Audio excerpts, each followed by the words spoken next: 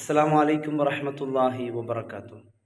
തൻ്റെ പ്രിയപ്പെട്ട ഭാര്യയുടെ ആദ്യത്തെ പ്രസവമാണ്. അതിനു വേണ്ടിയാണ് ഈ ചെറുപ്പക്കാരൻ ആദിൽ വരുന്നത് നാട്ടിലേക്ക്. പ്രസവം കഴിഞ്ഞ് വളരെ സന്തോഷത്തോടു കൂടി നാട്ടിൽ നിന്ന് ദുബായിലേക്ക് പോകാൻ വേണ്ടിക്ക് ഒരുങ്ങി ആ ചെറുപ്പക്കാരൻ ആ വീട്ടിൻ്റെ മുമ്പിൽ വെച്ച് അതിദാരുണമായി മരണപ്പെടുന്ന ഒരു രംഗം ഒന്ന് ആലോചിച്ച് നോക്കൂ. ഒരു മനുഷ്യൻ്റെ ഒരവസ്ഥ. യാ അല്ലാഹ്, അതിനെന്ന പൊന്നു ചെറുപ്പക്കാരൻ അള്ളാഹു പൊരുത്തു കൊടുക്കട്ടെ.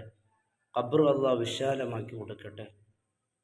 തൻ്റെ കുഞ്ഞിനെ അല്ലേ കണ്ട് കൊതി തീർന്നതിൻ്റെ മുമ്പ് വളരെ ആവേശത്തോടും എൻ്റെ ഭാര്യയുടെ പ്രസവമെല്ലാം കഴിഞ്ഞ് വളരെ സന്തോഷത്തോടും ഒരുപാട് സ്വപ്നങ്ങളുമായി പോകാൻ പുറപ്പെട്ട ചെറുപ്പക്കാരൻ വീട്ടിൻ്റെ മുമ്പിൽ വെച്ച് അതിദാരുണമായി രക്ഷപ്പെടുത്താൻ ഒരാൾക്ക് കഴിയില്ല. എല്ലാവരും ഓടി വന്ന് ആശുപത്രിയിൽ കൊണ്ടുപോയെങ്കിലും എൻ്റെ പ്രിയപ്പെട്ടവരെ രക്ഷപ്പെടുത്താൻ കഴിഞ്ഞില്ല.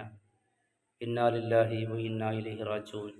ആ കുടുംബത്തിന് അല്ലാഹു ക്ഷമ പ്രദാനം ചെയ്യട്ടെ. ആ കുടുംബത്തിന് ഈ ഒരു പരീക്ഷണം താങ്ങാനുള്ള തൗഫീഖ് അല്ലാഹു നൽകട്ടെ.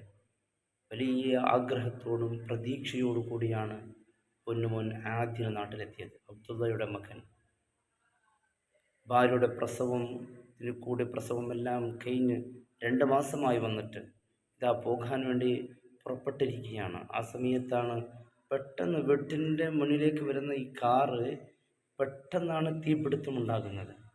തീപിടുത്തമുണ്ടായി അതിൽ നിന്ന് ആദ്യം രക്ഷപ്പെടാൻ ശ്രമിച്ചു. എന്നാൽ രക്ഷപ്പെടാൻ പറ്റിയില്ല. നാട്ടുകാരെല്ലാം ഓടി വന്ന് ചേലാരി ആശുപത്രിയിലേക്ക് കൊണ്ടുപോയി. അവിടെയും പല ചികിത്സകൾ നടത്തി. എന്നാലും രക്ഷപ്പെടാൻ കഴിഞ്ഞില്ല. ഇന്നാ ലില്ലാഹി വ ഇന്നാ ഇലൈഹി റാജിഊൻ. ഈ ലോകത്തോട് ഇവിടെ പറഞ്ഞു പോയി.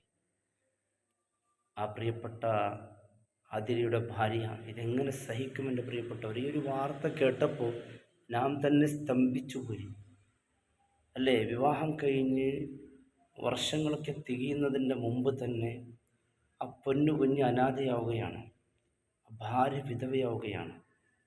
എല്ലാം അള്ളാഹുവിൻ്റെ പരീക്ഷണമാണ്. ഇതിലൊക്കെ നാം ക്ഷമിക്കേണ്ടവരാണ്.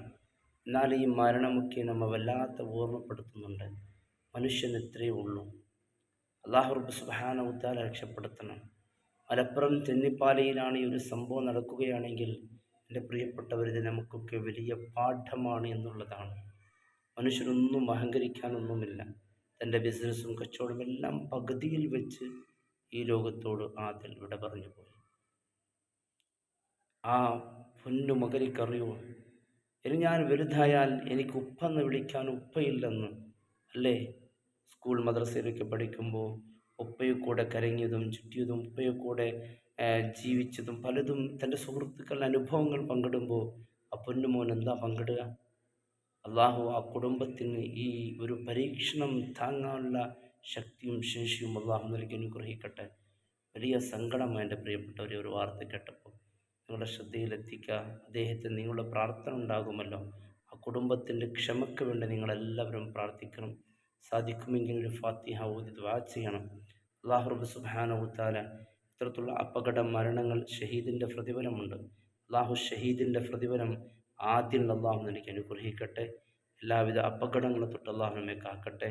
ആ ഭാര്യയ്ക്ക് ഈ ഒരു പരീക്ഷണം തരണം ചെയ്യാൻ, ആ കുടുംബത്തിന് ഇത് താങ്ങാൻ അള്ളാഹു തൗഫീഖ് നൽകി അനുഗ്രഹിക്കട്ടെ. അസ്സലാമു അലൈക്കും വറഹ്മത്തുള്ളാഹി വബറകാതുഹു.